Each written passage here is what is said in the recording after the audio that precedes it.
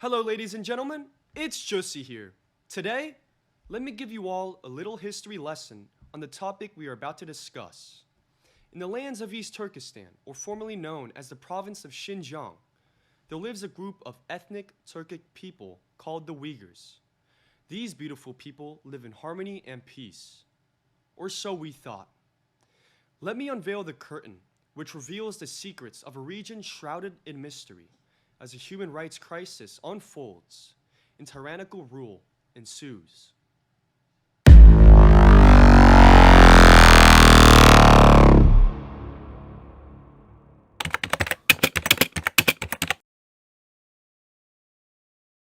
Far away, hidden deep inside of China, sits the province Xinjiang, a vast region in the northwest of China, covering over more than 1.6 million square kilometers.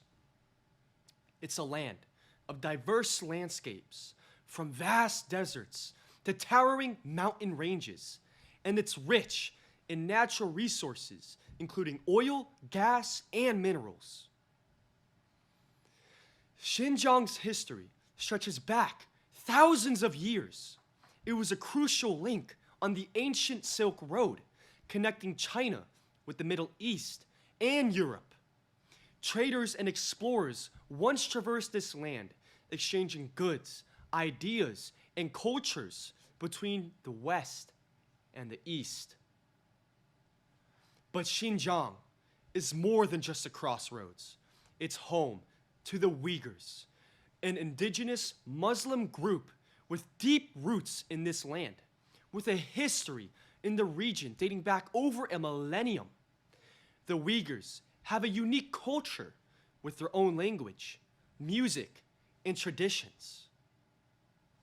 However, this culture is under threat, from restrictions on their language to the erosion of their traditional practices.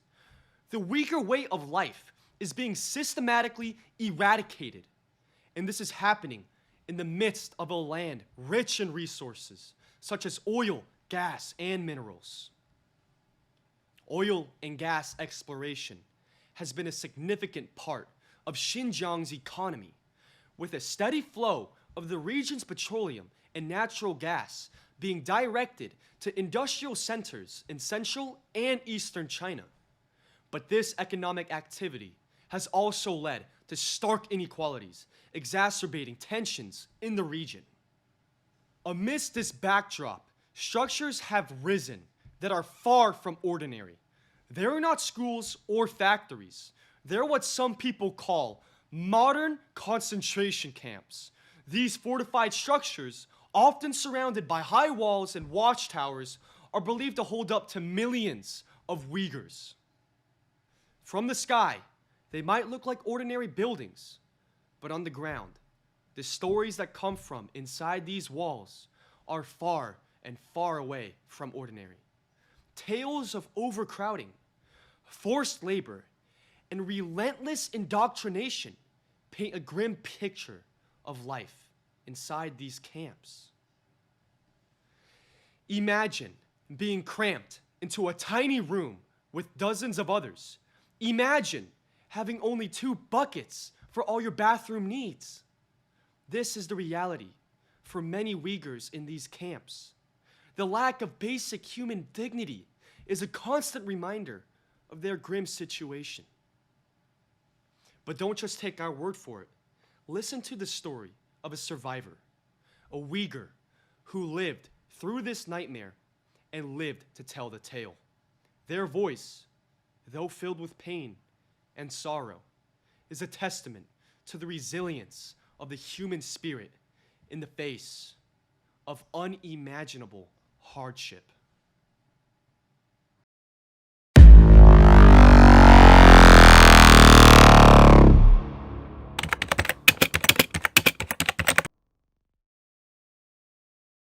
Recently, I was offered an incredible opportunity, and soon I found myself conversating face to face with a Uyghur man who had miraculously escaped the detention camps in Xinjiang, China. His words painted a chilling picture of life within these confines. He recalled seeing a suffocating, 180 square foot prison cell, a human cage crammed with 60 people, their only semblance of a restroom being 2 crude Home Depot buckets. He told me of the oldest inmate, an 87-year-old man whose frail form required assistance to navigate the camp's landscape. This brave and courageous man I spoke with was named Jacob. He shed light on the guards and officials in charge with them, being not inherently evil, but these individuals, he explained, were ensnared by the chilling fear of the Chinese Communist Party. Forced to become the executors of these brutal practices, they began their orders with leniency, but the relentless pressure from their superiors twisted them into becoming increasingly strict and cruel. When I asked about the hope and the possibility of escaping this living nightmare, he outlined 3 potential lifelines: a miraculous stroke of luck, a helping hand from the outside world, or the expensive path of bribery and good behavior. Without these, he said, inmates were trapped in a perpetual purgatory, destined to live out their days within the camp's cold walls. He shared personal stories of people he knew. One story regarding his former neighbor, a father of 4, whose life was snuffled out after a mere 4 months in the camp. He emphasized the chilling reality that everyone in Xinjiang has a ghost, a friend, or family member swallowed by this system. I was also told of desperate attempts to flee to Kazakhstan, only to be hunted down by the shadowy figures of the Chinese secret police and extradited back to China for persecution. He claimed this was the fate for all countries, except America, if the price was right. He confirmed the horrific rumors of organ harvesting in the camps. Inmates were worked to the brink of death, and their organs are harvested in the aftermath. Some, he said, had their organs harvested while still alive. If your ID marked you as a non-Han Chinese, you were subjected to a series of invasive physical examinations for organ compatibility. Your information was then stored in a database for future references. Jacob described the oppressive conditions that bred a palpable despair among the inmates. They lived in the constant shadow of fear, always anticipating the moment they would be taken away for forced labor or organ harvesting. The atmosphere was so filled with terror that it turned inmates against each other, eroding the last vestiges of trust and privacy. Upon arrival at the camp, he said, inmates were greeted with so much violence as being beaten with a brick wrapped in a towel attached to a rope in a way of forcing submission and obedience. It was estimated that there were likely over 1,000 camps scattered across Xinjiang, each camp being a prime cesspool of sexual abuse and torture. Of the 10 million Uyghurs, the Chinese government allegedly had a sinister plan to imprison 6 million and murdering at least 1 million. I was also informed that foreigners, particularly Americans and Europeans, were banned from visiting Xinjiang. The Chinese government, he said, feared the wildlife spread of Western ideals. When I asked about escaping, he said it was impossible. Even if inmates managed to talk with Americans, they were too scared to say anything. The Chinese government, he said, didn't care what other countries thought or could do to them, but only America. He explained different ways people were tortured in the camps. The worst was being made to sit on a stool for a week without moving. If you moved, you were beaten and had to start again. Every kind of torture you could think of was used, making people turn against each other to survive. There was also his personal account about a Muslim scholar and a well-respected priest who entered the camp for 4 months and came out like a zombie, brain dead and brainwashed with communist beliefs. Also, Chinese men were sent to forcibly have kids with Uyghur women to break their ties to their faith and values and make them accept Han Chinese society.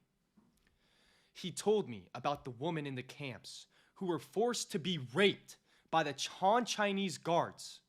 This was a kind of mental torture. Cameras were put in restrooms and showers, and all of the footage was watched by men. The restrooms had no dividers, just a row of holes in the ground. Jacob's wife, who was in one of these camps for a week before getting out, said that all the beautiful women were nowhere to be found after a day, presumably raped. It was also explained that the levels of torture varied. People in lower level camps were treated a bit better, but the risk of death went up with the level of torture. People were kept alone for long periods, and a single cell phone call cost 10,000 yuan.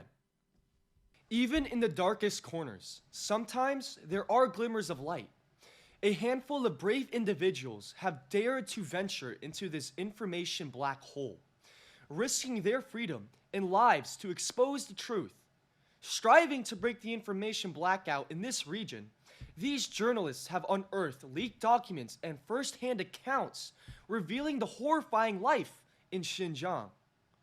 They've shown us a world where speaking your own language, wearing a veil, or growing a long beard can land you in a detention center. The numerous human rights violations in Xinjiang have sparked international outrage, leading to calls for action against the Chinese government. However, the response has been mixed. While some countries, like the US and most of the European Union, have condemned China's actions, the majority have chosen to turn a blind eye to protect their own economic interests. Despite the mounting evidence, the Chinese government continues to deny the existence of these camps. And for all the diplomats and media journalists who visited Xinjiang themselves, they were shown a carefully orchestrated PR tour. Even influential corporations such as Disney, which supposedly believes in love and equality for everyone regardless of sex and race, seem to not back up their own claims and the mission of their company. With this lack of love and equality, we see Disney turning a blind eye towards the Uyghur people's imprisonment. They filmed the live-action movie Mulan directly in the Xinjiang region, less than 100 miles from where all of these Uyghurs are imprisoned and forcibly indoctrinated by the CCP. It's important to note that production of this film began in 2018, only 1 year after the Uyghur people's imprisonment surfaced in the news. Even worse, completely ignoring the fact that they were producing a film in a land which was stripped from the Uyghurs, they proceeded to thank the government agencies as well as the public agency of the CCP in their credits.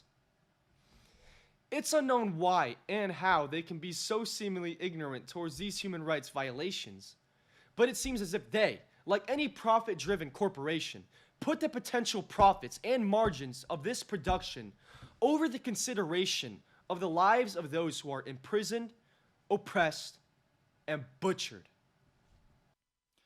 The situation in Xinjiang has put a spotlight on the complex relationship between economic interests and human rights. Companies like Disney, despite their stated values, have been implicated in controversies related to the region. This leads us to a broader question. How has the world responded to these allegations? Aside from Disney, the world's response to these allegations has been, well, complicated. Why, you ask? The answer lies in China's vast economic influence. China, being the world's second largest economy, has significant ties with countries across the globe. From Africa to Europe, from Asia to the Americas, China's economic tentacles reach far and wide. This economic power, coupled with its strategic investments in various countries with their Belt and Road Initiative, makes it challenging for nations to take a firm stand against China's alleged human rights abuses. It's a delicate balancing act. Nations must weigh their economic interests against their commitment to human rights. Think of it like this. You're the leader of a country. Prioritizing your citizens' welfare is the number one goal. Now factor in economic dependence on China. you can start to see why many countries are reluctant to speak out against this genocide and human rights violation. This is the complex web of global politics and economics we find ourselves entangled in today. If you made it to the end of this video without regurgitating your insides, listening to the atrocities of the CCP against the Uyghur people, you might be feeling a strong urge right now to reach out, to do something, anything to alleviate their suffering. Well, let me tell you this. There is a beacon of hope. The NFSC, the new federal state of China. This organization is committed to shedding light on the CCP's actions and rallying global support. By standing with the new federal state of China, you're not just offering help, but becoming part of a powerful wave of change. Together, we can form a united front against corruption and tyranny. I want to thank you all for opening your heart to this cause. Stay safe, and remember, every voice matters. As always, this is Jussi, signing off with hope and gratitude.